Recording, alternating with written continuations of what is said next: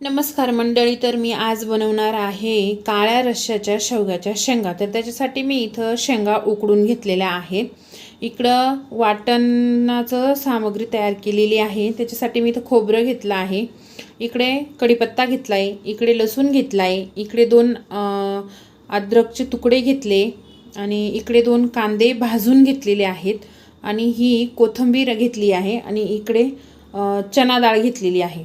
तर मग चला, गॅसवर मी कढई ठेवलेली आहे। कढईमध्ये आता मी खोबरं टाकून घेते। तेल टाकलेलं आहे त्याच्यामध्ये।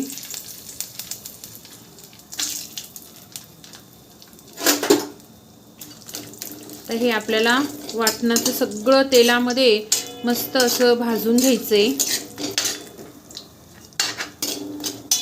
खोबरं खोबरं भाजते।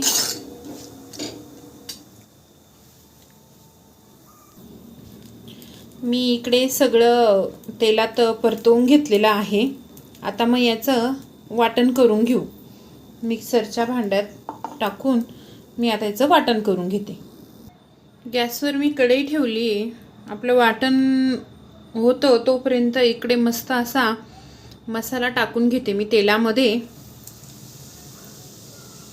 मसाला टाकल्यानंतर थोडं पाणी टाकायचं आणि मस्त मसाला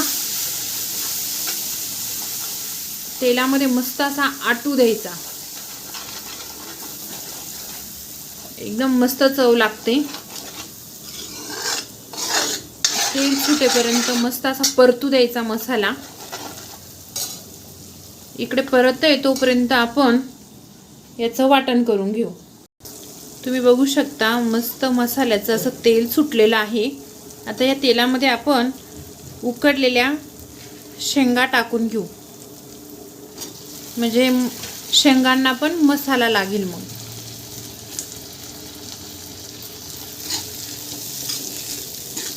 थोडा वेळ मस्त अशा फ्राय होऊ देऊ।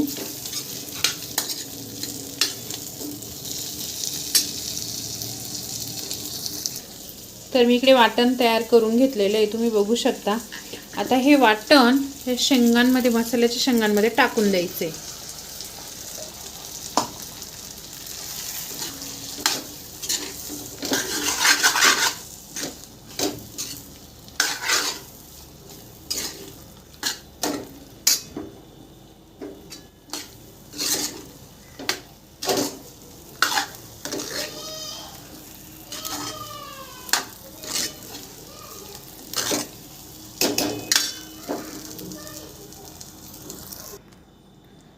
तर मला जेवढं पाणी लागलंय, भाजी जेवढी मला बनवायची, मी तेवढं पाणी घालून घेतलेलं आहे आणि गरम पाणी घातलंय। गरम पाणी जर भाजीला घातलं तर टेस्ट चांगली येते गार पाण्यापेक्षा। काही भाज्यांना गार पाणी चालतं, तर काहींना गरम पाणी करून जर घातलं तर ते चांगलंच असतं। प्लीज माझ्या चॅनलला सबस्क्राईब करा, शेअर करा, लाईक करा।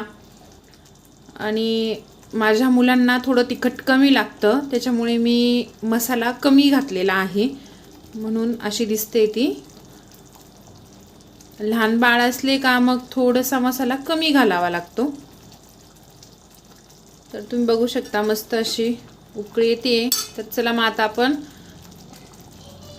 मीठ टाकून घेऊ टेस्टनुसार। तर मी आता इथं मीठ घालून घेणार आहे। हे बघा, मीठ घातलंय। इकडे शहरात अवेलेबल राहत नाही खरं पाटा वरवंटा। जर पाटा वरवंट्यावर जर वाटण जर भाजीला घातलं तर खूपच छान टेस्ट लागते। जर आम्ही गावी गेलो तर आम्ही तेच करतो। आता मी तुम्हाला पाट्या वरवंट्यावर वाटून आणि एखादी भाजीचा असा व्हिडिओ टाकेन, तर तुम्ही तो नक्की बघा। तुम्ही बघू शकता मस्त अशी भाजी आपली शिजते।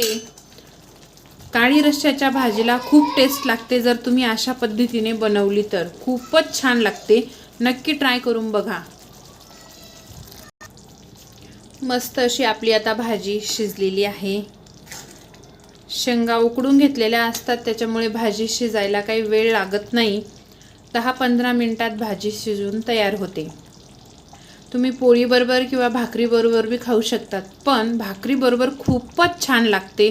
त्याला जोडी जर लिंबू असला, लिंबू कांदा, तर वा, एकच नंबर भाजी लागते. तर तुम्ही नक्की ट्राय करून बघा. शेवग्याच्या शेंगा काळ्या रश्श्याच्या एकच नंबर लागता.